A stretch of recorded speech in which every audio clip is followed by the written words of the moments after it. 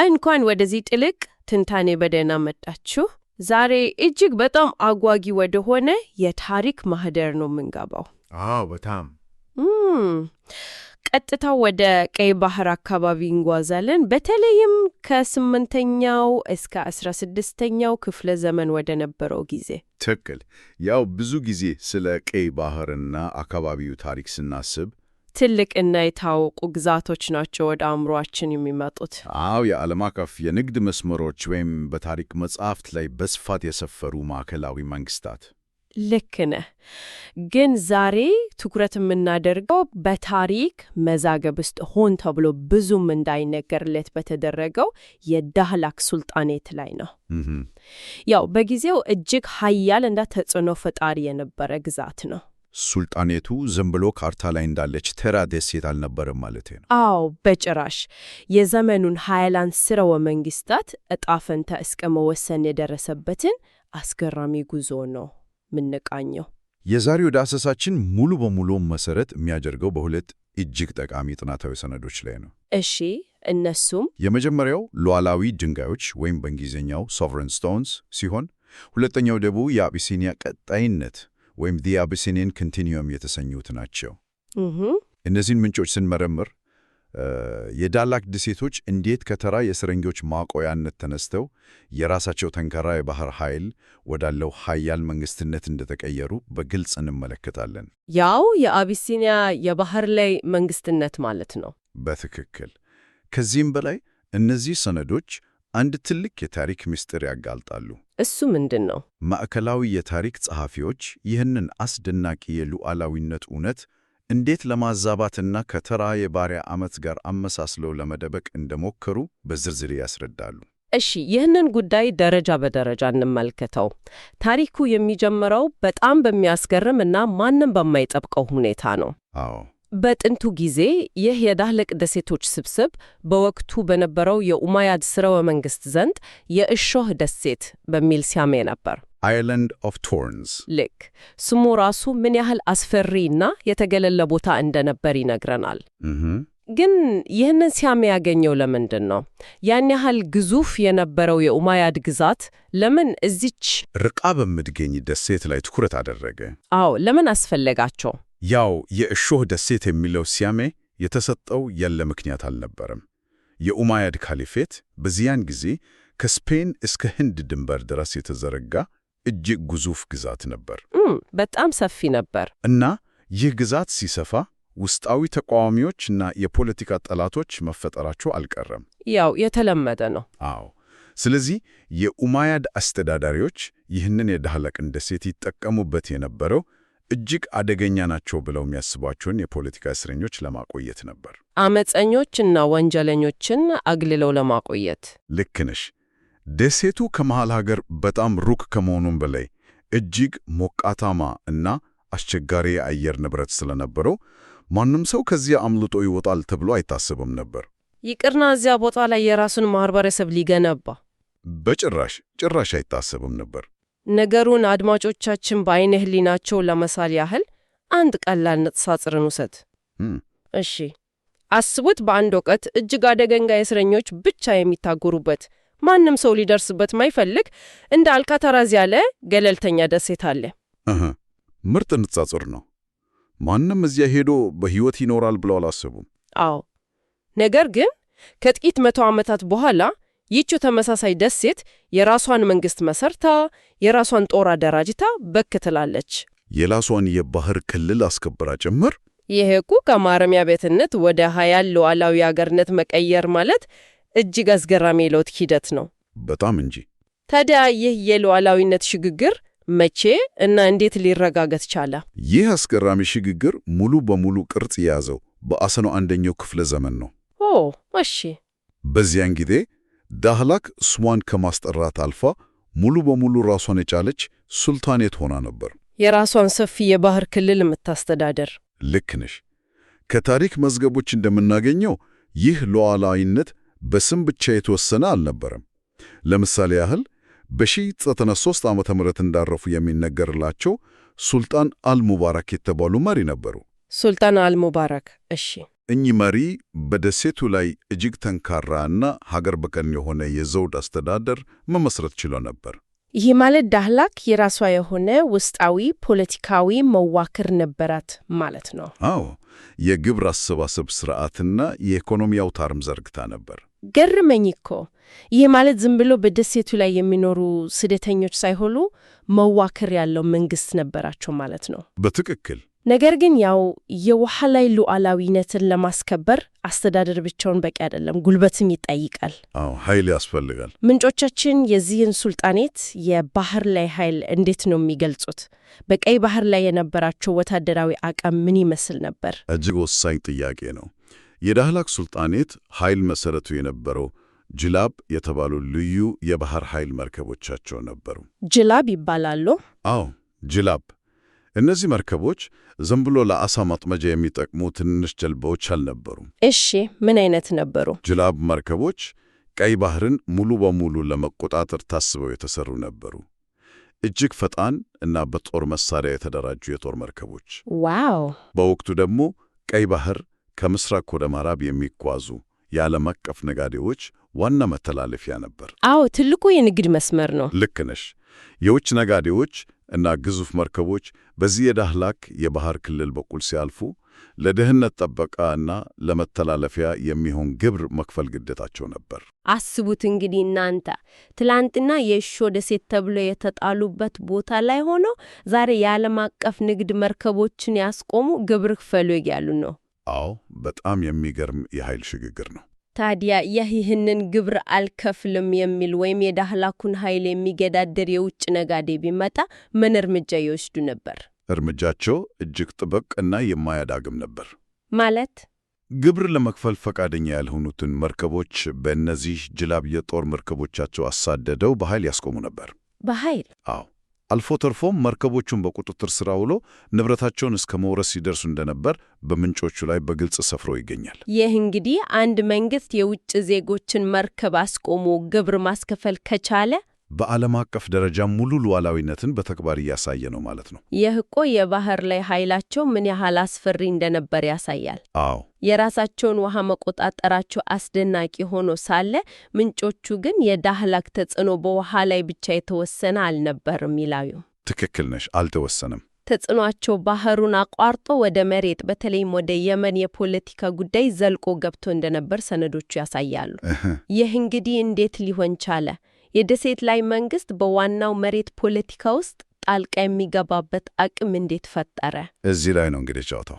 እሺ፣ የዳህላክ ሱልጣኔት ኃይል በራሱ ደሴት ላይ ብቻ ታጥሮ አልቀረም። ይህንን ለመረዳት ወደ ኋላ መለስ ብለን በየመን የነበረውን ሁኔታ መቃኘት አለብን። በየመን ምን የተፈጠረ ነበር? በ818 ዓመተ ምህረት በአባሲዶች ድጋፍ የተመሠረተው የዚያዲድ ሥርወ መንግሥት በየመን ሲገዛ አንድ ትልቅ ሚስጥር ነበረው። ሚስጥር? አዎ። ምንም እንኳን የዚያዲድ ገዦች ራሳቸውን ከአረብ መሪዎች ጋር ቢያያይዙም የአስተዳደራቸውና የወታደራዊ ኃይላቸው የጀርባ አጥንት ግን ሙሉ በሙሉ የተመሠረተው በአክሱማዊ ወይም በአቢሲኒያዊ ወታደራዊ መዋቅር ላይ ነበር። ጠንካራዎቹ ወታደሮቻቸው እና የቅርብ ጠባቂዎቻቸው አቢሲኒያውያን ነበሩ። ይህ ማለት ልክ በሮማውያን ዘመን እንደነበሩት ፕሪቶሪያን ጋርድስ። አዎ፣ የውጭ ቅጥረኛ ወታደሮች ማለት ነው። መጀመሪያ ላይ የቤተ መንግስት ጠባቂ ወይም ወታደር ሆኖ ያገለግላሉ። ልክ ነሽ። ከጊዜ በኋላ ግን ትክክለኛው ኃይልና ጉልበት በእነሱ እጅ እንዳለ ሲረዱ ስልጣኑን ራሳቸው ወደ መቆጣጠር ያመራሉ ማለት ነው። በትክክል። በየመንም የሆነው ይሄው ነው። አዎ፣ የሆነው በ1022 ዓመተ ምህረት ይህ የዚያዲድ ሥርወ መንግሥት በውስጥ ድክመት ሲፈረስና ሲወድቅ የተፈጠረውን የሥልጣን ክፍተት ለመሙላት የገቡት ሌላ ማንም ሳይሆን እዚያው አስተዳደር ውስጥ የነበሩት አቢሲኒያውያን ናቸው። እሺ፣ እነማን ነበሩ? በተለይም ናፊስና ናጃህ የተባሉ ሁለት ከፍተኛ ወታደራዊ መሪዎች ስልጣኑን ተቆጣጠሩ። ናፊስና ናጃህ የተባለው መሪ የራሱን ሥርወ መንግሥት መሰረተ።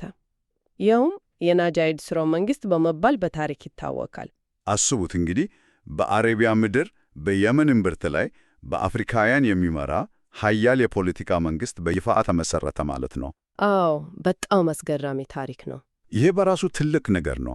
ነገር ግን የፖለቲካ ዓለም ሁልጊዜ ተረጋጋ አይደለምና የናጃሂድ ሥርወ መንግሥቱም ፈተና ገጠመው አይደል? አዎ፣ ፈተና ገጥሞታል።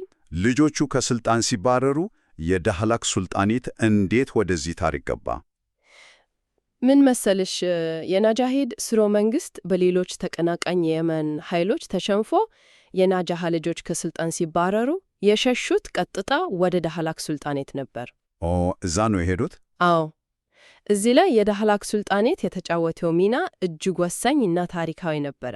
ዳህላክ ለተባረሩት መሪዎች ዝም ብላ መጠለያ ብቻ አልሰጠችም። ታዲያ ምን አደረገች? ይልቁንም እንደ አንድ እኩል ሉዓላዊ አገር በመሆን የየመኗን ዋና ከተማ ዘቢድን መልሰው እንዲቆጣጠሩ የሚያስችል ወታደራዊ ስትራቴጂ ነደፈች። ዘቢድን ለማስመለስ? አዎ፣ ዘቢድን ለማስመለስ። ለዚህ ውጊያ የነዳ ዘንድ ዳህላክ 2,000 የሚሆኑ እጅግ የሰለጠኑ የአቢሲኒያ ጦረኞችን አዘጋጅታ እና አስጣጥቃ ከባህር ማዶ ላከች። 2,000 ጦረኞች? አዎ፣ 2,000። ይሄ እኮ 2,000 የሰለጠኑ ጦረኞችን የሌላ አገርን ዋና ከተማ ለማስመለስ መላክ ማለት የዳህላክ ወታደራዊ አቅም ምን ያህል ግዙፍ እንደነበር ያሳያል። በደንብ ያሳያል። እነዚህ 2,000 ጦረኞች የመን ላይ ያደረጉት ውጊያ በታሪክ መዛግብት ላይ እንዴት ነው የተገለጸው? የጦርነት የታሪክ ጸሐፊዎችን ስሜት የነካበት መንገድ በጣም ልዩ ነው። እሺ፣ የዳህላክ ጦረኞች ዘቢድን ለማስመለስ ያደረጉት ውጊያ በአረብኛ የታሪክ መዛግብት ላይ ተራ ጦርነት ተብሎ አልተጻፈም። ምን ተብሎ ነው የተጻፈው? ጦርነቱ እጅግ ደም አፋሳሽ ከመሆኑ የተነሳ የሁለት ጥቁሮች ግጭት ወይም ክላሽ ኦፍ ዘ ቱ ብላክስ በሚል መጠሪያ ነው የሚታወቀው። ኦሆ። ከዚህም ባነፈ ጦርነቱ ምን ያህል ግዙፍ እንደነበር ለማሳየት አቧራውና የቀስቱ ብዛት ፀሐይን እስካጨለመ ድረስ በሚል የጨለማ ቀን ወይንም ዳርክ ዴይ ዘይቤ ተጠቅመው ገልጸውታል። የጨለማ ቀን? አዎ።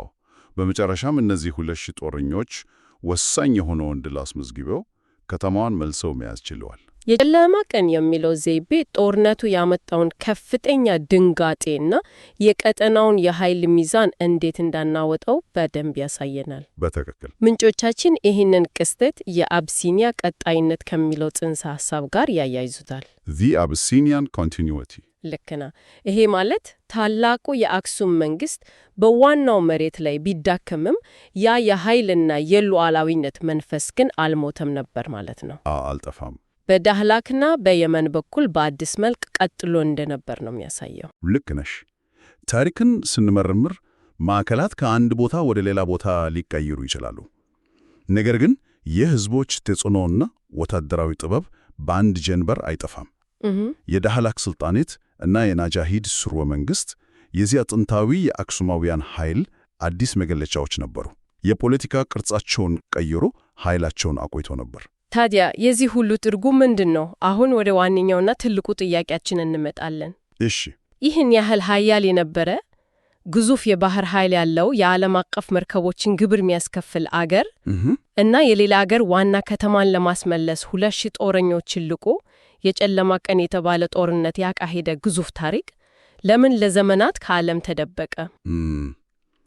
ይህ በጣም ወሳኝ ጥያቄ ነው። ለምን በሰፊው በትምህርት ቤቶችና በታሪክ መጻሕፍት አይነገርለትም? ይህን ያህል የተረሳውን ጌት ነው። ይህንን ምስጢር ለመፍታት ሰነዶቹ የባግዳድ ታሪክ መዛባት ወይም ባግዳድ ኦቨርራይት ወደሚሉት ወሳኝ ጉዳይ ይወስዱናል። ኦቨርራይት ማለቴ ሆን ብሎ ታፉበት ማለት ነው? አዎ። ታሪክ የሚጻፈው በማዕከላዊ ኃይሎችና በአሸናፊዎች ነው አይደል? በወቅቱ የእስልምናው ዓለም ዋና ማዕከል የነበረችው ባግዳድ ግዙፉን የአባሲድ ካሊፌትስ ታስተናግድ ነበር። በባግዳድ የነበሩት ማዕከላዊ ታሪክ ጸሐፊዎችና ፖለቲከኞች ዓለምን የሚመለከቱት ከራሳቸው የማዕከላዊነት መነጽር ነበር። ያው የነሱ የበላይነት ማለት ነው። ልክ ነሽ። ለነሱ ቀይ ባህርና አካባቢው የራሱ ሉዓላዊነት ያለው ገለለኛ ግዛት ሊሆን አይችልም። የግድ የነሱ አስተዳደር አካል መሆን ነበረበት። ስለዚህ የዳህላክ ሱልጣኔት ትንካሬና ሉዓላዊነት ለባግዳድ ባለስልጣናት የፖለቲካ ስጋትና የኩራት መንከት ነበረበት ማለት ነው። በትክክል። የእነሱን ንግድ የሚቆጣጠርና የየመንን ፖለቲካ የሚያሽከረክር ኃይል መኖሩን መቀበል አልፈለጉም ማለት ነው። አልፈለጉም። አንድ ነፃና ጠንካራ የአፍሪካ የባህር ላይ ኃይል የንግድ መስመራቸውን ሲቆጣጠር ማየት ለባግዳድ አስተዳደር ሊዋጥላቸው ማይችል ሀቅ ነበር። ስለዚህ ይህ የአቢሲኒያ ሉዓላዊነት ጎልቶ እንዳይታይ በማሰብ ታሪኩን ሆን ብሎ ዝቅ አድርገው ጻፉት። ምን ብለው ጻፉት? ይህንን ሁሉ ግዙፍ መንግስታዊና ወታደራዊ እንቅስቃሴ እንደ ተራ የባሪያዎት አመጽ ወይም ስሌቭ ሪቮልት አድርገው በመመዝገብ የባሪያ ዓመት ትውልድ ትክክለኛውን የዳህላክን ስልጣኔና ታሪክ እንዳያውቅ አድርገዋል። ፕሮፓጋንዳን በመጠቀም አንድን ኃያል መንግስት ወደ ተራ አመፀኛ ስብስብ ዝቅ አደረጉት። ይህ እንግዲህ የታሪክ ፕሮፓጋንዳ ምን ያህል አደገኛ እንደሆነ የሚያሳይ ትልቅ ማሳያ ነው። እጅግ በጣም። ግን ያው የታሪክ ጸሐፊዎች በወረቀት ላይ የፈለጉትን ቢጽፉ መሬት ላይ ያለው እውነት እስከ መጨረሻው ሊደበቅ አይችልም። በጭራሽ አይችልም። የባግዳድ ስራዛ ያልቻለው አንድ ነገር ቢኖር በዳህላክ ደሴቶች ላይ በድንጋይ ላይ ታትሞ የቆየውን እውነተኛ ታሪክ ማጥፋት ነው። ልክ ነሽ። መሬት ላይ ያለውን ማስረጃ ማጥፋት አልቻሉም። ሰነዶቹ ስለ አርኪኦሎጂያዊ ማስረጃዎች ሲያነሱ የዳህላክ ደሴቶች ተራ የእስረኞች ማቆያ እንዳልነበሩ የሚያሳዩ አስገራሚ ግኝቶች ይፋ አድርገዋል። አዎ፣ ግኝቶቹ አስደናቂ ናቸው። እነዚህ ማስረጃዎች ምንድን ናቸው? ባግዳድን ውሸታም የሚያደርጉትስ እንዴት ነው? በዳህላክ ደሴቶች ላይ በተደረገ የአርኪኦሎጂ ቁፋሮ ከ267 በላይ በድንጋይ ላይ የተቀረጹ የመቃብር ጽሑፎች ወይም ስቴሌዎች ተገኝተዋል። 267? አዎ። እነዚህ ድንጋዮች ዝም ብሎ ስም የተጻፈባቸው መቃብሮች ሳይሆኑ የደሴቱና ትክክለኛ ማንነትና የሥልጣኔ ደረጃ የሚያሳዩ ታሪካዊ ማህደሮች ናቸው። እሺ፣ በእነዚህ ድንጋዮች ላይ የተጻፉት ነገሮች ምንድን ናቸው? በእነዚህ ድንጋዮች ላይ ከተጻፉት ስሞችና ኒስባዎች። ኒስባ ማለት የትውልድ ቦታ የሚገልጽ ነው አበል? አዎ፣ የሰዎችን የትውልድ ቦታ ወይም ጎሳ የሚያመለክቱ ቃላት ናቸው። እና ከነዚህ እንደምንረዳው በዳህላክ ይኖሩ የነበሩት ሰዎች በአንድ አካባቢ ብቻ የተወሰኑ አልነበሩም። እሺ፣ ከየት የመጡ ነበሩ? ሰነዶቹ እንደሚያሳዩት ከስፔን፣ ከቱኒዚያ፣ ከፋርስ ማለትም የአሁኗ ኢራንና ከኢራቅ የመጡ ምሁራን ነበሩባት። ዋው! ዓለም አቀፍ ነጋዴዎችና የሃይማኖት አዋቆች በዳህላክ ከተማ ውስጥ በሰላም አምረው ይኖሩ ነበር። ይሄ እኮ ዳህላክ የተራ እስረኞች ማቆያ ሳትሆን ከፍተኛ ስልጣኔ የነበረባት ዓለም አቀፋዊ ማዕከል እንደነበረች ነው የሚያረጋግጠው። ኮስሞፖሊታን ሶሳይቲ ነበራቸው። አስበው እስቲ፣ ከስፔን እስከ ፋርስ ያሉ ሰዎች ቀይ ባህር ላይ ወዳለች አንዲት ደሴት መጥተው ለመኖር መምረጣቸው ቦታው ምን ያህል የዳበረ የፍትህ ስርዓት እንደነበረው ይጠቁመናል። በእርግጠኝነት ከነዚህ ሁሉ የድንጋይ ላይ ጽሑፎች ውስጥ ግን ምንጮቻችን በተለየ ሁኔታ ትኩረት የሰጡት የአንድ ግለሰብ መቃብር አለ። አዎ፣ የኢሳ ኢብን አህመድ። ልክ። ይህ ጽሑፍ ለምን ይህን ያህል ልዩ ሆነ? በውስጡስ ምን አይነት መልእክት ይዟል? የኢሳ ኢብን አህመድ የመቃብር ላይ ጽሑፍ ልዩ የሚያደርገው ግለሰቡን ለመግለጽ የተጠቀሙበት ቃል ነው። ምን የሚል ቃል? በድንጋዩ ላይ ይህንን ሰው አዲብ በሚል ማዕረግ ነው የጠሩት። አዲብ ትርጉሙ ምንድን ነው? አዲብ ማለት በአረብኛው ቋንቋ የባህል፣ የጥበብ፣ የሥነ ጽሑፍ እና ከፍተኛ የእውቀት ደረጃ ላይ የደረሰ ሰው ማለት ነው። ይህ ቃል ዝም ብሎ ለማንኛውም ሰው የሚሰጥ ቀላል ማዕረግ አይደለም። እንዲህ አይነት ምሁራን ሊፈጠሩ የሚችሉት ማህበረሰቡ ራሱ ነፃ እና የተማረ ሲሆን ነው። አዎ፣ የዳበረ የንባብ ባህል ያለውና በጦርነት ብቻ ሳይሆን በእውቀት የሚያምን ሲሆን ብቻ ነው። ትክክል ነሽ። ይህ እኮ የዳህላክን ስልጣኔ ሙሉ ምስል ይሰጠናል። ሉዓላዊነት ማለት ዝም ብሎ የጦር መሳሪያ ማምረት ወይም ሌላውን ማስከበር ብቻ አይደለም። እውነተኛ ሉዓላዊነት ማለት የራስን ማህበረሰብ በፍትህ ማስተዳደር እና እንደ ኢሳ ኢብን አህመድ ያሉ የባህል ሰዎችን ማፍራት መቻል ማለት ነው። ልክ ነሽ። እና እነዚህ ሉዓላዊ ድንጋዮች ያው ባግዳድ ውስጥ ተቀምጠው የዳህላክን ታሪክ የባሪያ ዓመፅ ብለው ለጻፉት ሰዎች ማይፋቅ ምላሽ እየሰጡን ነው። የዳህላክ ሱልጣኔት የራሱ የሆነ የግብር ስርዓት እና ከፍተኛ የባህል ልቀት የነበረው ነፃ አገር እንደነበር እነዚህ ድንጋዮች ያረጋግጣሉ። ሙሉ በሙሉ እስማማለሁ። እነዚህ ድንጋዮች ዝም ብለው ታሪክ አይነግሩንም፣ የተደበቀውን እውነት ነው የሚያጋልጡት። ይህ ሁሉ አስገራሚ መረጃ በውስጣችን ብዙ ጥያቄዎችን ይፈጥራል። የዛሬውን ዳሰሳችንን ዋና ዋና ነጥቦች ለማሰር ያህል፣ እሺ፣ የዳህላክ ሱልጣኔት በቀይ ባህር ላይ ከነበረው ተራ ታሪክነት አልፎ አክሱም ከወደቀች በኋላም ቢሆን የአቢሲኒያ ሉዓላዊነት ለዘመናት ሳይቋረጥ የቀጠለበት ኃያል ማዕከል እንደነበር አይተናል። አዎ፣ በደንብ አይተናል። የእሾህ ደሴት ተብሎ ከተናቀበት ተነስቶ የውጭ የንግድ መርከቦችን ግብር አስከፋይ እስከ መሆን አልፎም የየመንን ዋና ከተማ ለማስመለስ ጦር እስከ መላክ የደረሰበት ጉዞ እጅግ የሚያስደንቅ ነው። በተጨማሪም ታሪክ በማዕከላዊ ኃይሎች እንደ ባግዳድ ካሊፌት እንዴት እንደሚዛባ ማወቃችን ትልቅ ትምህርት ይሰጠናል። አዎ፣ መረጃን በአንድ አቅጣጫ ብቻ ሳንቀበል ክሪቲካል ቲንኪንግ እንድንጠቀም። ልክ ነህ። ወሳኝ በሆነ አስተሳሰብ እንድንመረምር እና ሌላ ያልተነገረ እውነት ሊኖር እንደሚችል እንድናስብ ያደርገናል። ይህ ደግሞ በመጨረሻ አንድ ትልቅ ጥያቄ እንድናነሳ ያስገድደናል አድማጮቻችን። እሺ፣ ምንድነው ጥያቄው? ዛሬ እኛ ይህንን ሁሉ አስደናቂ ታሪክ ማወቅ የቻልነው እነዚያ ከ267 በላይ የሚሆኑት ድንጋዮች ባለመጥፋታቸው እና ተቆፍረው ስለወጡ ብቻ ነው። እውነት ነው። ነገር ግን አንድ ሰው ቆም ብሎ ሲያስበው ይህን ያህል ከፍተኛ ስልጣኔና የባህር ኃይል የነበረው ማህበረሰብ በሩቅ ባሉ ጸሐፊዎች እንደ ተራ የባሪያ አመጽ ተቆጥሮ ከዓለም ታሪክ መዝገብ ሊሰረዝ ከተቃረበ ዛሬም ድረስ በዓለም ዙሪያ ባሉ ባህሮች ስር በበረሃ አሸዋዎች እና በጥቅጥቅ ደኖች ውስጥ ተቀብረው የራሳቸውን ታሪክ የሚናገሩ ድንጋዮች እስኪነበቡላቸው ድረስ ተደብቆ የሚገኙ ምን ያህል ሌሎች ያልተነገሩ ኃይላን ስልጣኔዎች ይኖሩ ይሆን? ዋው! ይህ የእያንዳንዱ ታሪክ ወዳጅ ታሪክ ላይ ያለውን መተማመን በድጋሚ እንዲመረምር የሚያደርግ ትልቅ የቤት ሥራ ነው። በእውነት ይህ አእምሮን የሚያነቃቃና ሁላችንም በጥልቀት እንድናስብ የሚያደርግ ሐሳብ ነው። ከዚህ በላይ የሚባል ነገር የለም። ይህንን አስገራሚ ዳሰሳ አብራችሁን ስላደረጋችሁ ከልብ እናመሰግናለን። ቆይታችንን በዚህ እናጠናቀቃለን።